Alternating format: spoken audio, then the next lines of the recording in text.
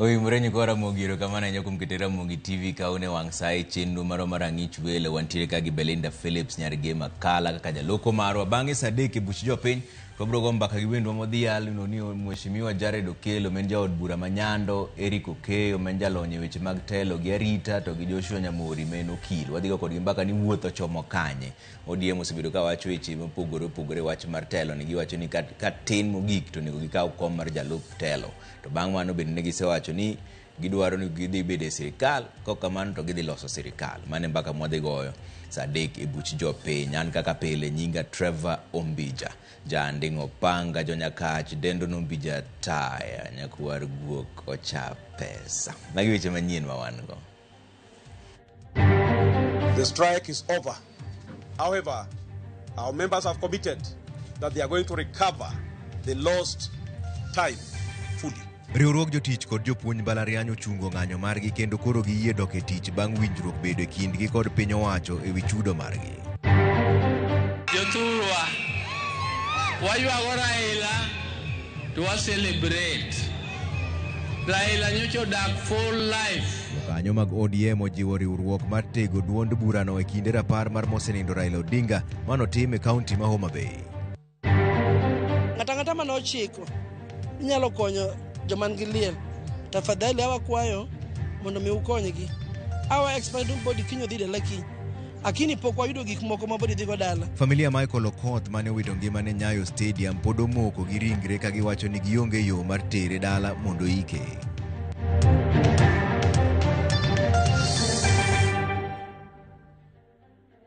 Ero kamano dwaro winjo pachi 2-3-6 kaka inyalo yudo ni jopuonjre mag mbalariany mopogore mag piny owacho ma pacho ka indi koro dhi chako somo ayanga wuok tich juma manyien bang' riwruoge mag jopuonj kod jotije mbalariany tieko ayanga ng'anyo margi manokawo ndalo 49. Bang' tuwa kuom seche kod migawo mar somo kawuono riwruoge go gikone noyie chudo mar gowi mar bilion 7.9 e kidienje 2.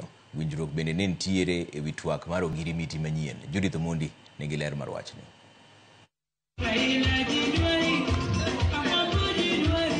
Miel, lweruok kod migawo mar somo orumo ayanga odiochieng' makawuono bang' riwruoge mag jopuonj kod jotije mag mbalariany chopie winjruok kod migawo mar somo kendo chuowe kok gi winjruok matieko ng'anyo ma osebedo e pacho ka kuom odiochienge 49. The strike is over. However, our members have committed that they are going to recover the lost time fully.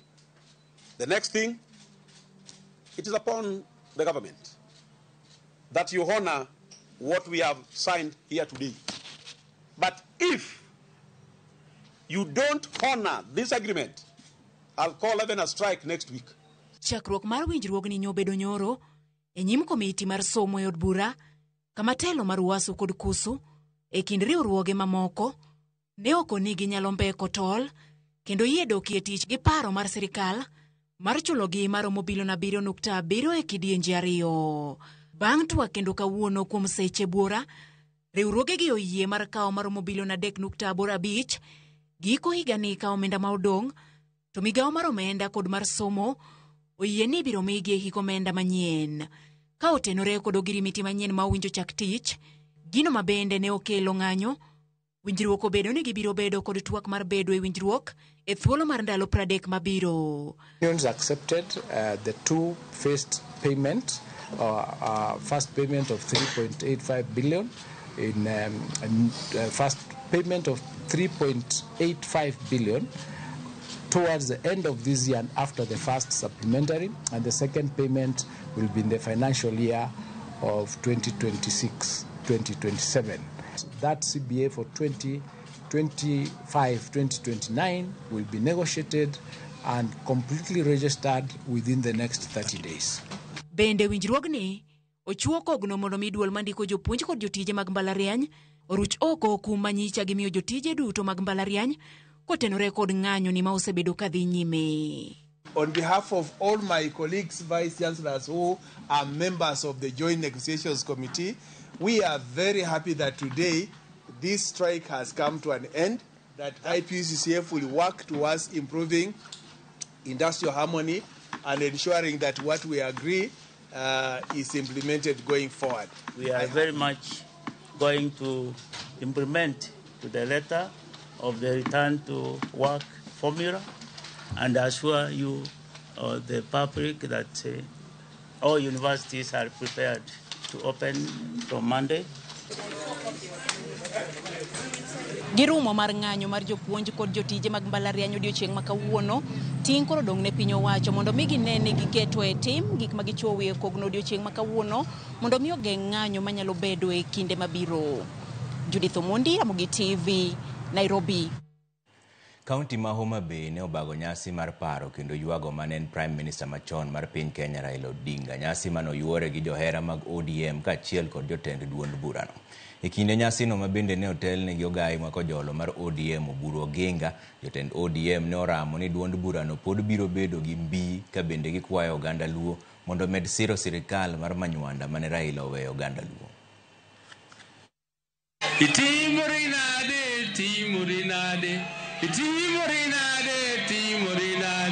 okay, ugatinga timorinade.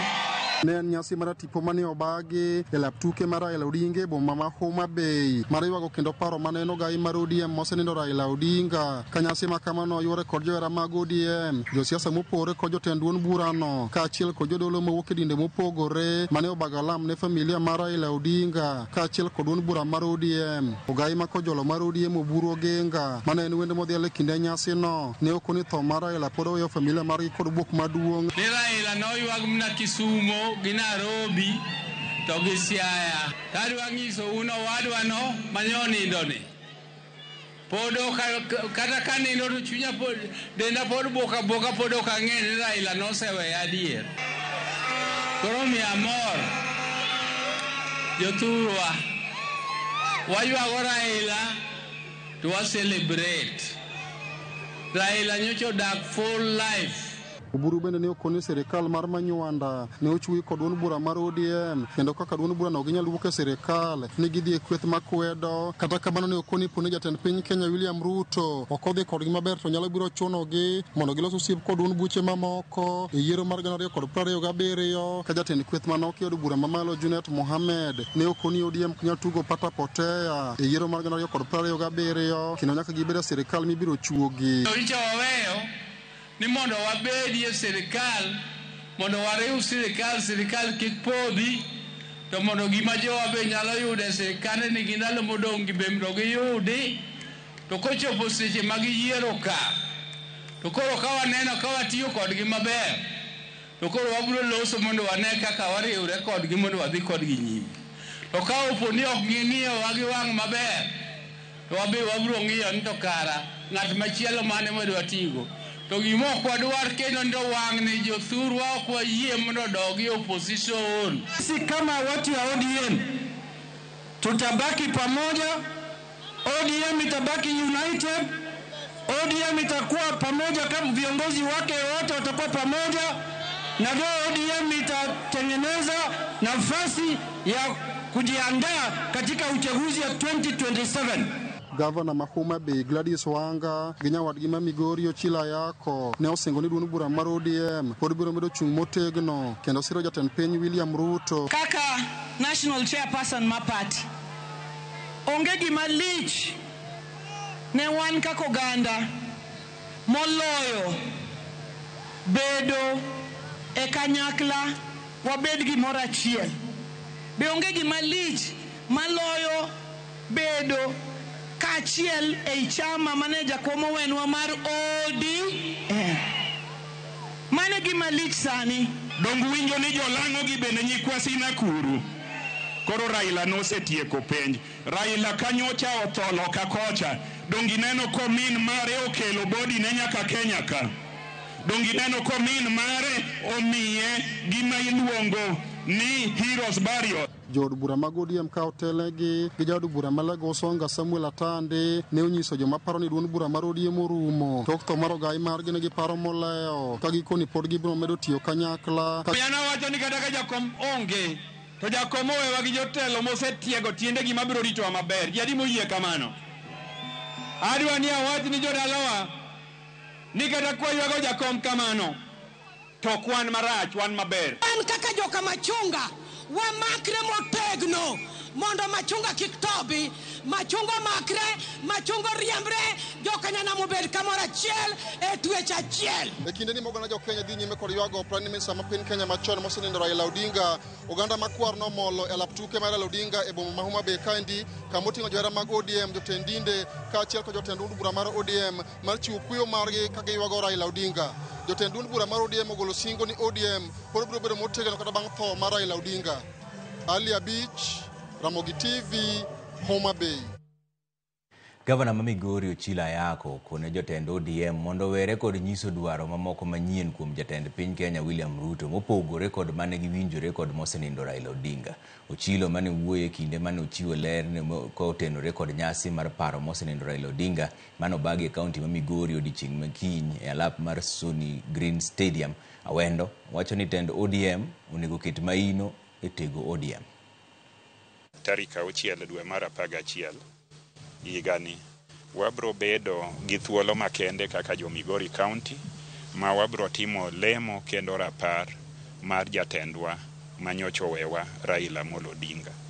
Watimo kamano nikech jogo duto mang'eny e Migori County ne ok oyudo kinde mondo wachop Nyayo Stadium kama ne olemne, mondo wachop Kasarani kama none ringre, mondo wachop Kisumo e stadium ma Kisumo kama ne one ringre, kata chopo e iko mare e Bondo Kang'o ka Jaramogi.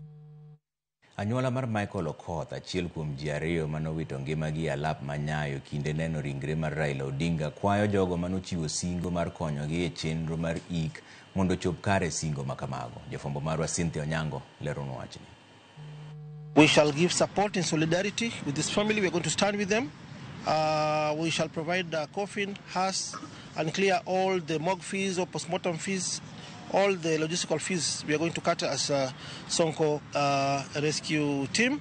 Jumbe ariyo bang' bero mar ringre mar Michael Okoth, ringre mare podokane kar kano ringre ma City, bore Nairobi, ikinde manyuola mare koro kwayo jogo manochiwo singo mondo chop kare singo mane gichiwo mondo konye chenro mar chwalo ringre mare thurgi Don Koki e kar chung od bura ma Lego Usonga e kaunti ma Siaya.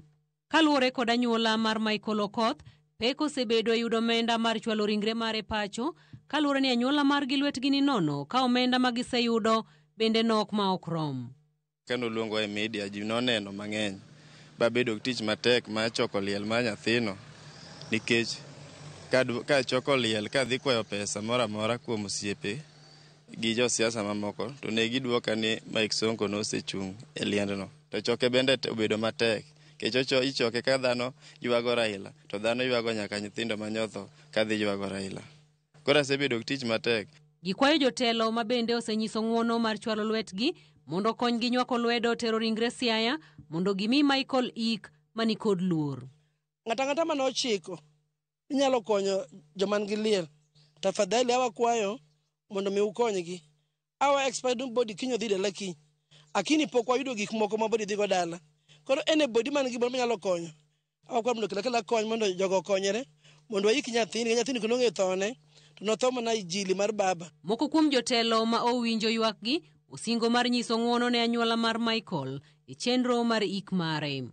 An kaka the area MCA owacho nu sanduk ne gi wacho en ma 30. I'll give them 20,000. Abo migi 20,000. Ma mondo ane kaka the area MCA gima tin magolo mondo odhi chung kod familia. Kawuono ne wabiro kod ika kendo asewuoyo kod Idi Oduoro Ng'wen. Bo wacho nu wachgi no setiek ma kawuono girito tama mondo gine gima pati miyogi mondo gidhi tumgo chenro mar ko nyathi wano idala.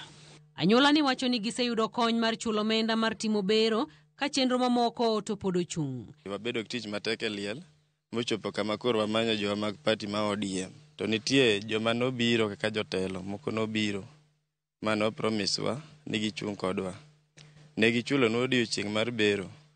Mheshimiwa manochulonwa bero ma nyathino ne en Mheshimiwa Sonko. MP wa Kibera Bwana Peter Orero, nakushukuru sana sababu ulichukua hii maneno ukasema hata kama watoto wanafanya mtihani ukutoe gari ifikishe mwili nyumbani. Gari ulitoa Mheshimiwa, na kuomba hiyo gari utuwekee mafuta Michael Okoth rawera ma jahigni 23 nowito ngimane e alap manyayo tarik 17 dwe mar 10 nyonruok manobedo e alapno e kinde neno ringre mar mane en ogai mar ODM Raila Odinga, nyonruok manokelo tho mar ji 2. Cynthia Onyango, Ramogi TV, Nairobi. Jatend migawo mar wuoth Davis Chirchir okwedo weche mosebedo ka wachore ni jopiny machano tiyo gi wang' apaya maduong' mar Rironi Mau Summit Expressway dhi chulo siling 8 bang' ondamo mar kilomita 1 Chirchir onyiso od bura mane sirikal pod dhi nyime gi twak kod kambi madhi gero wang' apaya makamano ewi chudo ma jopiny biro chiwo. Chris Owino lero no wachni. Jowuoth kod jodak makaluo imbo mar Kenya kod hoho mar okak koro nyalo bedo kod fuong'ruok bang' piny owacho kwedo weche mosebedo ka fuong'ore ni jowuoth machano tiyo kod wang' apaya manyien mar Rironi Mau Summit Expressway dhi chulo siling 8 e ondamo kondamo mar kilomita 1. E nyim komiti mar od bura mar apaya kod wuoth, jatend migawo mar wuoth Davis Chirchir othegore kod wach makamano kendo lero ni twak pod dhi nyime ewi chudo ma jowuoth dhi golo ka gitiyo kod wang' apaya makamano. The 8 shilling is just a number there. We are negotiating way down. We are really working hard to make sure that we negotiate, being an open book. What they can compute, we can compute. And therefore, if we are allowing them a return on equity of 10%, which is reasonable, shouldn't the cost be 7 shillings? Shouldn't the cost be 7.50? So the 8 shillings that is floating around, I don't think it will be right for members of the Transport and Infrastructure Committee to pick from the media. Allow us to make a submission to this committee of all the aspects of Rironi Mau Summit, including the alternative roads that we are thinking about. Ka odwoko penjo mag jo od bura ewi ng'ur mag jopiny ewi wachno, Chirchir osingo ni twak pod dhi nyime kendo obiro miyo jopiny ler duto ewi apaya makamano ka chenro duto oserumo. We are basically looking at all the alternative routes and we should be able to make a comprehensive presentation to this committee on transport, Departmental Committee on Transport and Infrastructure, so that we don't rely on the media. Chirchir omedo wacho ni gedo mar Rironi Mau Summit Expressway dhi rumo motelo ne yiero maduong' mabiro kendo nyiso geno mare ni odhi tieko dhungruok mar geche ma kinde ka kinde e wang' apaya maduong' mok Nairobi kochomo Nakuru. We are working in anticipation of breaking the ground within this month of November. So all is going well, and it's our expectation, Chair, that unless something extraordinary happens, we should be able to break ground within this month of November. Thank you. The Rironi Mau Summit, it will be cheaper to be on the express road as opposed to being in the traffic jam. We've worked the number of hours a lorry will take between Nairobi and Nakuru, and if they went on the toll road, and how many hours and how much fuel savings will be done. So we have got economists, we've got engineers, we've got everybody out there, and we'll be seeking to educate Kenyans as we educate ourselves. Chris Owino, Ramogi TV, Nairobi. Duol makedo gi mibadhi e pacho kae EACC odiochieng' ma kawuono nomonjo apisi kod kuonde dak mag jotelo migawo mar tuke ma pacho kae timo apedha kuom bedo ni chich kodgi ewi kuo mar siling bilion 3.8. Kaka Elizabeth Ajode leronwa, apedha makamano notimore aluora mag Nairobi, Nanyuki, Machakos, Kiambu gi Nyeri. Apedha makamano ne geto jotelo 5 ma ichich go ewi kuo e apis migawo mar tuke. Achije go moyangi kaka Caroline Muthoki Kariuki, Otis Mutwiri Nturibi, David Mwasia Musau, Dickson Kibunyi Mahia kod Maureen Wangui Wambugu. Kanyakla wachore ni negiriure kuo mar omenda madirom bilion 3.8 e hiko omenda 2020-2021 kod mano mar 2025-2026. E kinde mag apedhano, duol makedo kod mibadhi e pacho ka EACC ondhiyo achije 4 moter gi ndiko dhogi. Kanyaka sani David Mwasia Musau ema pok ondiko dhoge. E apedhano, EACC oyudo omenda maromo milion 5.4, omenda maromo milion 597 moketi aguch piny owacho mar Government Securities, geche 13, udi 28 kod akaunt mag bengi maromo 37. Udigi mabende gedo mag gipod dhi nyime nenore ni ondike nying jago miluongo ni OMN. Makaluore kod weche mag joked kod mibadhi, OMN ochung'ne Otis Mutwiri Nturibi. Kabende kambi ohala mar Tur Kenya Tours oyang ni en mar Dickson Kibunyi Mahia. Achijego ne otere apis duol makedo kod mibadhi e pachoka, kama ne odae dhogi kabende apedha gi nonro to pod dhi nyime. Elizabeth Ajode, Ramogi TV. Jatend migawo mar somo Julius Ogamba ogolo siem mager ne jopuonj duto nyaka mago marito centers mag penj kowacho ni ng'ata mibiro yudi gi ketho mar kwalo penj ibiro gole listi mar jopuonj kendo kaune okang' mar chik. Maende timore kinde ma ji 5 omaki e kaunti ma Nairobi ka itudogi kod wuondruok ni gin jopuonjre kendo ne gidwa ni gitim penj maduong' mar KCSE madhi nyime pacho kae. Ogamba noloso Dagoretti e kinde manotelo ne yawo oboke mag penj e odiechieng' mar 3 mar penj mar KCSE.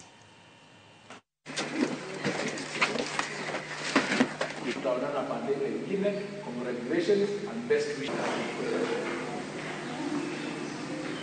And for that, I want to congratulate you and thank you for being. It is regrettable that a few individuals have attempted to engage in examination malpractice despite repeated warnings.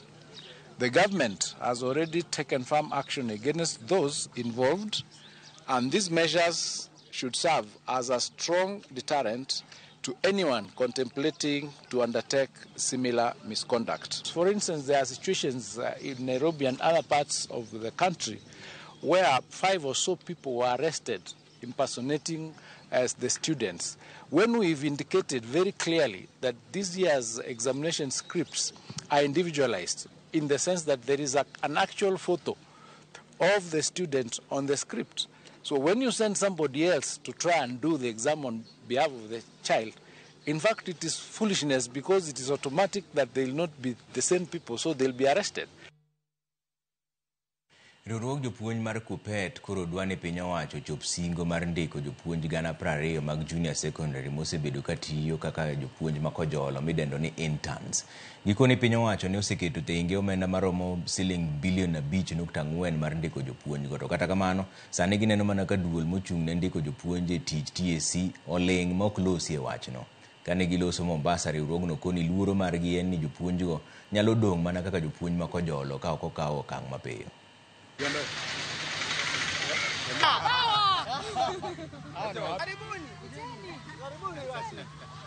The money was set aside, 5.4 billion. We went to State House, the president confirmed and told us that they will be confirmed.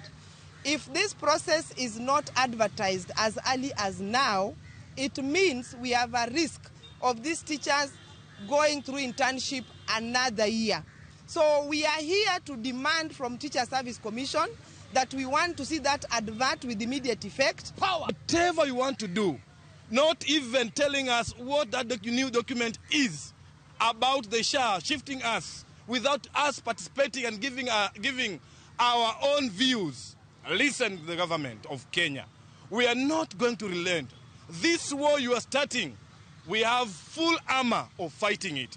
Please, honor that and do the necessary. Employ those teachers, confirm those teachers. There are only 20,000 teachers, and if possible, add more teachers so that the junior schools, and that is the child of Kenyan citizen, can be turned off by the government, because at the end of the day, we are paying the taxes.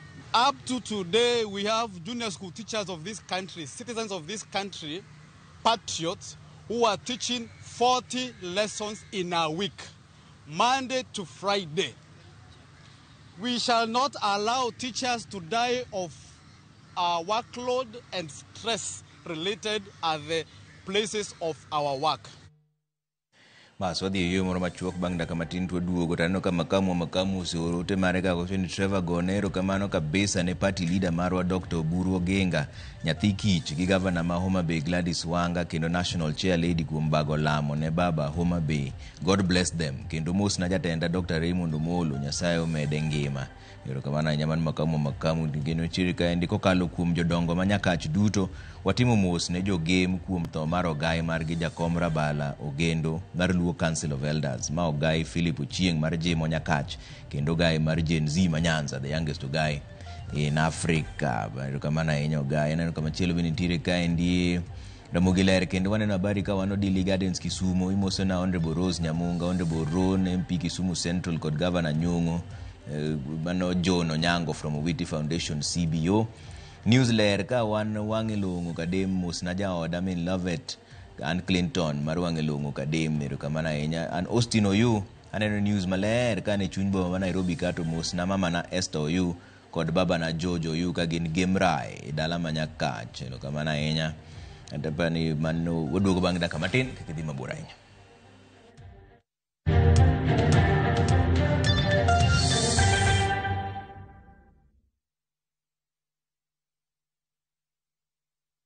Radio Citizen ikishirikiana na Mulembe FM, Sulu FM, Vuka FM na View Sasa tunazuru eneo la magharibi mwa Kenya kwenye roadshow moto ya Jipange na View Sasa mashinani.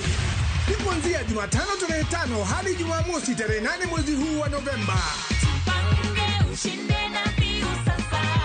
Ni burudani pamoja na nafasi ya kujishindia zawadi kemkem na mamilioni ya pesa. Tuna 50,000 kila siku, 500 kila wiki na grand prize ya shilingi milioni 2. Tarehe 6 ni Kandui, Mayanja Vitunguu, Chwele, Kimilili, Kabukuywa, Naitiri, Ndivisi, Misihu, Lugulu na Webuye. Tutakuwa na Munai, Machoka, QT na Atea kutoka Radio Citizen, Dr. Tunde, Samuel Kisondio na Brian Kaitano kutoka Sulu FM, Shifalongo, Kevin Nandwa na Pamela Kadima kutoka Mulembe FM na Margaret Asava, Bruce Kanzika na Vanoti Sendi kutoka Buka FM, bila kusahau Mukara Junior kutoka View Sasa. Burudani ni kutoka kwa A Boy from Lubao, Emmanuel Musindi, Mika Wanyenje, Opeta Musungu, Vincent Ongidi na Anko Nico. Tokea tujipange na View Sasa mashinani.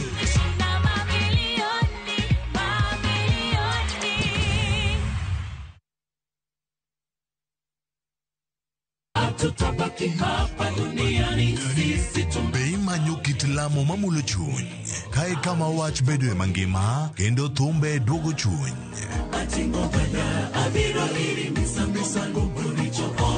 Wariure kanyakla mondo wakelne adiera, geno kod ote mar kinde ma wadakiegi. Wachak wadog ir wuon wach ma en Nyasachwa. Wachak wapenj Nyasaye wach, Nyasaye be wuodho adhi maber. Biblos wacho niya, Yesu noloyo teko jachien e msalaba. En wach mar yie, dwaro kod yudo kari e sigand Nyasaye.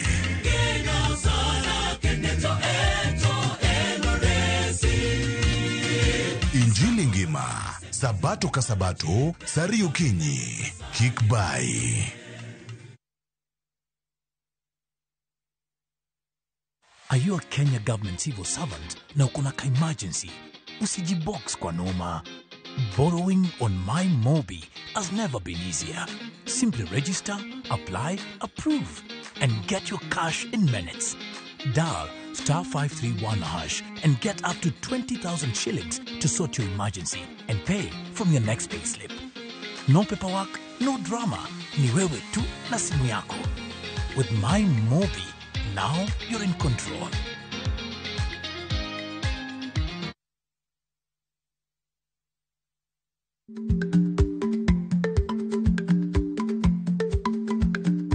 Ich lach nonego okal tako. Matiende ni bedo gi miluma mar yako mang'eny nyalo kelo rach.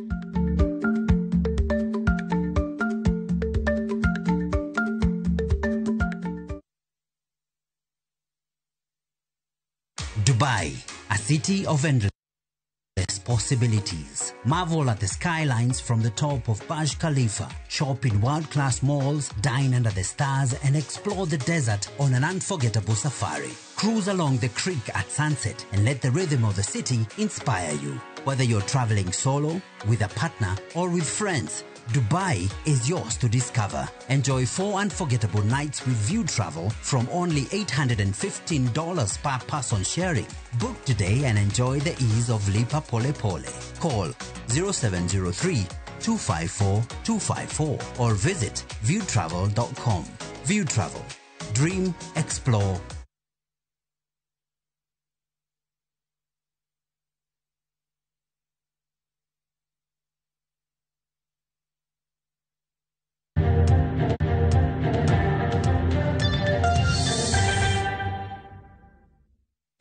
First Lady Mama Rachel Ruto kachiel kod nyar kingi mar piny Morocco Lala Asma moyango chenro mar bero kendo keto gik makonyo nyithindo manigi ng'ol mar winjo e kar thieth maduong' mar Kenyatta. E chenro no madhi nyime jumani te, lakteche mag ENT ma KNH kod mago mag piny Morocco biro thiedho nyithindo 70 mani kod ng'ol mar winjo. Chenro ma itimo nono maonge chudo. Kanolose nyasi no, Rachel Ruto puoyo kang' makamano biro miyo nyithindo thuolo mar winjo kendo wuoyo kolero ni en bero manengone ong'awore mathoth ma jo Kenya ok nyalo kendgi. Wach mosir kod jatend migawo mar thieth Eda Duale. Your gift of cochlear implants worth over Kenya shillings 120 million is not only a contribution to Kenya's healthcare system, it is a gift of life and sound. It is a gift that restores not just hearing, but dignity and hope, allowing children to experience laughter, music, and their kids' voices for the very first time. Until recently, cochlear implant surgery was not common in Kenya. So I want to confirm that every beneficiary of all these 70 children and their families are registered with our Social Health Authority, shielding them from high health expenses and demonstrating our government's commitment, unwavering commitment to accessible, affordable, and quality care under the universal health coverage. Furthermore, these cochlear implants and other ear and hearing care assertive technologies have been incorporated into the Kenya Essential Medical Supply List of 2023. Nurses e kaunti ma Siaya pod medo dhi mbele gi ng'anyo margi masani koro donjo odiechieng' mar 49 ka gisingo medo ng'anyo nyaka winj ywak margi.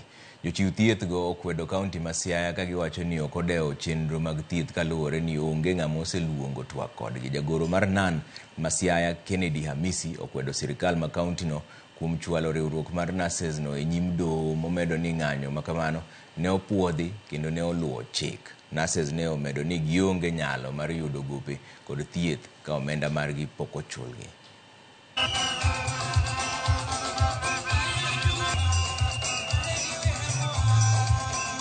Ka pesa ing'ado marwa mar salary monego bed ni chulowa pile every month, timiyowa mana net to modong' cha ok chul kendo gitere time moko kata jomoko chamo gin giwegi. To wan to wainyre sani nurses te otere CRB nikech employer poko chulo gigo ma ging'ado. SHA ma wan mwathiedho jotuo wan wawegi ok wanyal yudo. Gigie wasebedo ka wadhirre mondo giketie tim to gidwa chulo. Ok inyal wacho ni atiyo ne pesa na masetiyo tikawo pesa na idhi tiyogo e tije moko mamoko. To kabira penjo, abiro bandho pesa na kaka jatich, aluwo haki mara ni titera e kot. Mano chik mane? Walugi mapend chik wacho.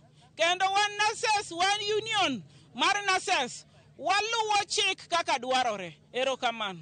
When others purport that this strike is illegal, we tell them that if you feel it is illegal, do the right thing that makes us feel that it is illegal. For us, we know it is very legal and genuine. Through the union leadership, we instructed them. I don't want anybody else to think that the union leadership is working under their own instructions. No, they are strictly working under the instruction of the members. Gikone to koro jatend kanisa mar Zion Fire Anointing Ministries mantiere Changamwe Mombasa Elizabeth Kadori ne onyiedhore kendo kwedo weche matudo kanisa ne gitayo chenro marocho ratich oganda kod chike matek mag dini. Maendi en bang' obila weye kod bond ji 27 moting'o mine 7 kod nyithindo 20 bende mane gimako bang' jukogi ka ginindo e kanisa chieng' wuok tich jumani kar saa 1 gokinyi kendo chwalogi nyaka e tesend obila ma Changamwe mar dayo dhogi. Joja oko nigi ler mar wachni.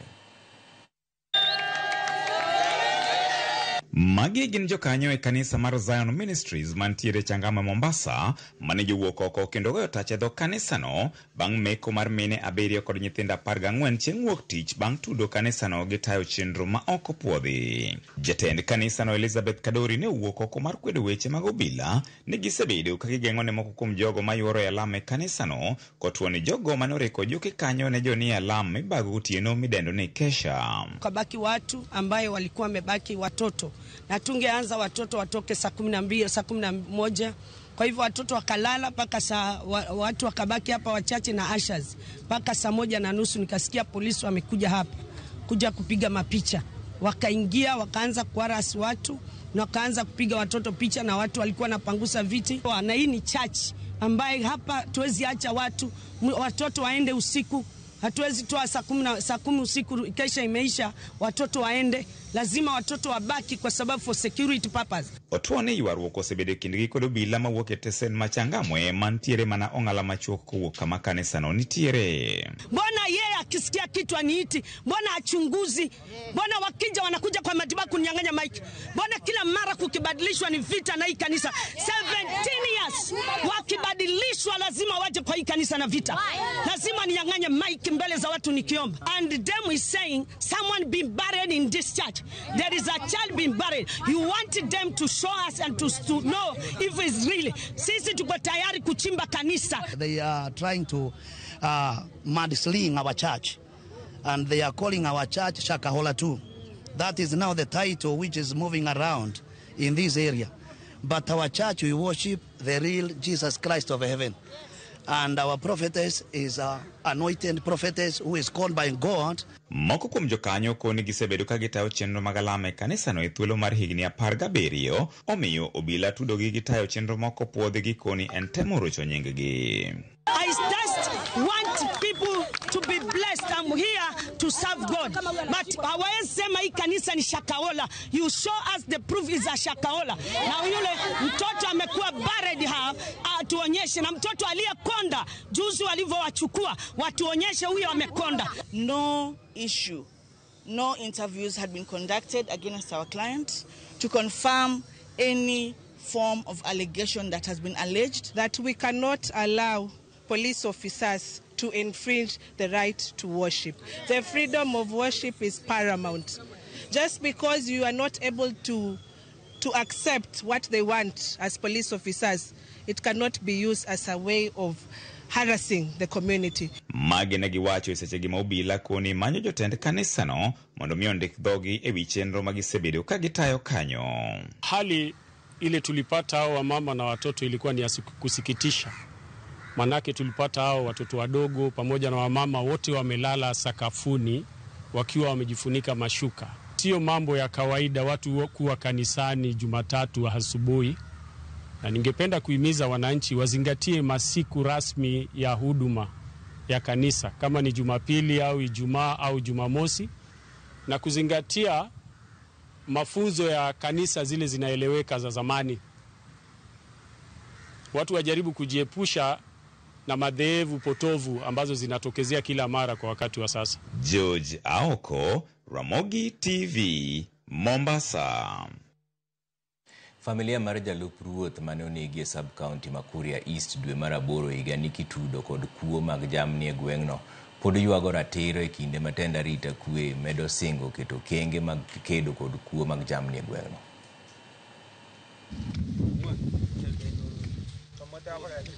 Kuo mag jamni gwego mag Kuria e kaunti ma Migori ok en gima wendo. Buche mathoth osebed ka igoyo kaachiel kod okenge mathoth osebed ka iketo matieko kuo mag jamni kuom higni mathoth e gwengegi. Okengegi kata kamano chal ka gima koro kosebedo kanyuolo oleo malong'o. Nyaka sani oganda gwego mag Kuria koro pod yuago kuo mag jamni ma koro pod jimbore. Kuo mag jamni ni ok osemana ma oganda yoregi mag nweng'o ma en mano mar pith mar jamni, to bende osekelo lal mar ngima mag oganda mathoth e gwego mag Kuria. Jodak gwego mag Kuria wach ni yawuotgi mathoth osewito ngimagi bang' monji kod jokuoge mag jamni momane kod gige lweny ma oting'o bunde. Tumesema hatua ichukuliwe, wizi wa ng'ombe ikomeshwa na disarmament ifanywe, watu watolewe bunduki, kwa sababu mtu hawezi kuja apige askari risasi mchana alafu aende bila chochote kufanyika. Maneja Lupruoth makugitimo sub location David Mwita en achiel kuom oganda ma osewito ngimagi e kinde ma okedo kod kuo mag jamni e gwenge mag Kuria.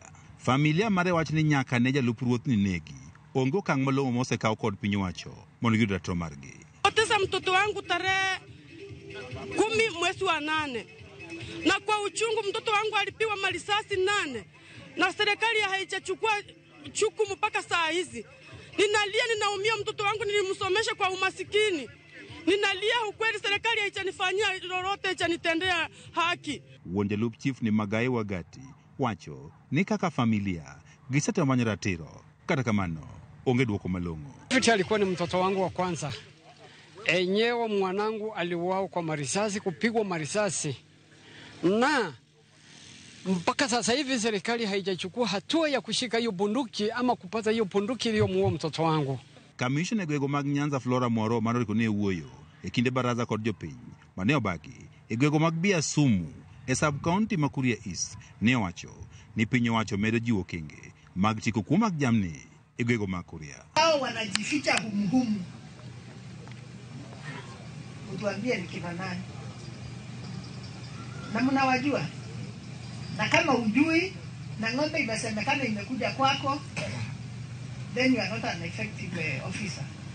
Kwa hivyo tupeane ripoti, kwa sababu bila hiyo report hatuwezi tukaweza kujua hizi ng'ombe zinapotelea wapi. Morowa ne osiema pisas magarite kwe matiyo machiegni kod jokuoge mag jamni e mayo jopiny. Wale officers, uwe wewe ni chief, uwe wewe ni askari ambaye unashirikiana na wezi. Sasa wewe umeajiriwa kusaidia wananchi, lakini sasa wewe unakuwa tena wewe ndiye unawanyanyasa. Hiyo ni haki kweli? Kamishna ni bende komachielo ne ochiwo chik ne jogo mantie kod bunde e tok chik e gwego mag Kuria ne ochwal ne serikal mapiyo piyo kapok gichaka pedha. Jambo la kusikitisha kwamba kuna bunduki ambazo zimekuwa zikitembea hapa na kutishia watu. Very sad. Lakini vile ambavyo mumeahidiwa na county commissioner, tumeongea, tumekubaliana ya kwamba hizo bunduki zote lazima, na ninarudia, lazima tuzikusanye. Joda gwego mag Kuria osebedo ka ywak ni kuo mag jamni kod mahundu mamoko mosebedo timo gwengego kod timo kod jogwek momanore kod bunde. George Juma, Ramogi TV, Migori. Bas wadhi yo moro machuo kodogo bang' daka matin kiro kidhi mabora ahinya pod wan e Ramogi TV.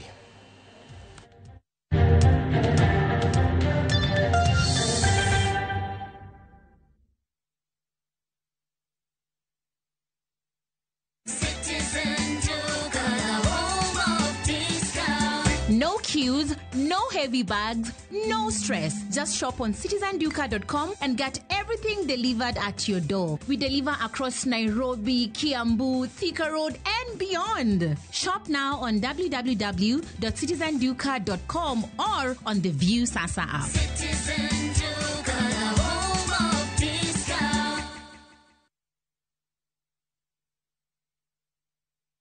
For you who kept going with no roadmap, you held everything together even when no one saw how heavy it was. You held babies and broken hearts at the same time. You loved, nurtured, protected even when you were tired, broken and unsure. You stayed soft while life tried to harden you. This is your gentle reminder. You're not weak for crying. You're not alone in your strength. You are the hero of your own story. And yes, you deserve to be so proud of yourself. Dial *811 *575# to get Keep Going as your skiza tune.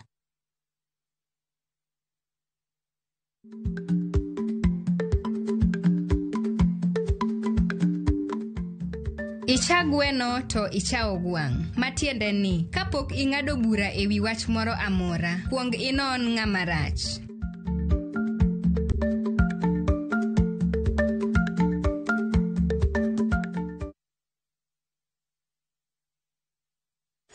Tired of late rides and shady charges?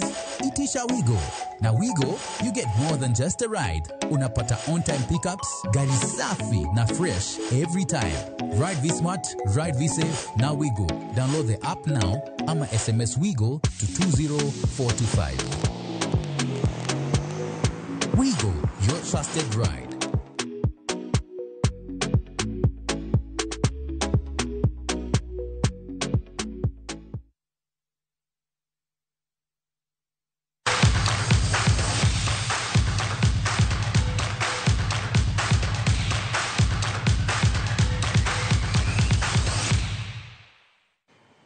Odonjone mag tuke ni johera mag club mar Gor Mahia okwa mondo bed ka ng'ado tiko chon e yor mbui motelo ne tuke mag pacho. Kwayo ma kamaendi nogol gi jalup jakom Gor Mahia Sally Bolo manowacho ni ng'ado tiko modeko kelo midhiero e rangach kaka nobedo e kinde tugo mokwongo mar season e kind Gor gi Bidco United.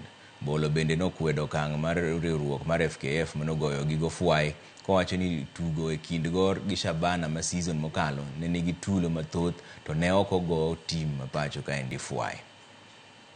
Maya ni mondo jite ong'iew ticket chon. Sama ing'iew ticket ni kibiro to ibiro donje pap. Wawere gi timbe moko maricho ma ji koro sani ji dwa kawo godo advantage. To gima bende wanyalo wacho ni federation bende timo marach nikech wan kane wagocho gi Shabana la season. Jo Shabana nogo jowa joma notong' ji notimore to pok waneno fine magigo Shabana. To wan marwa ni notimore outside the stadium. Manyiso ni zone A gimoro manotimore zone A nokobedo affected kanyo iro. Koro ne ging'ado nwa marach.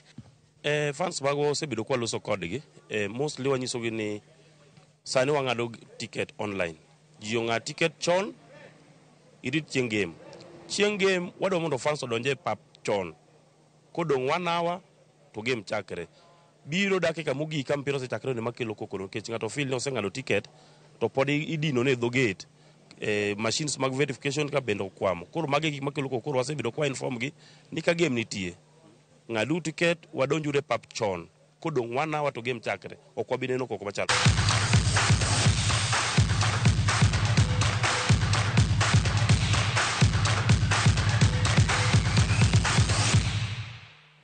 Bas walor chenro maro marang'ich welo gi kanyo ka Nyasaye yoro budu kendo saa 3 kantiere ka gi Belinda Phillips nyarge makala kaka jaloko marwa an kaka pile nyinga Trevor Ombija jandingo panga jonyakach dendo Ombija taya nyakwar guok ocha pesa wanere saa 3.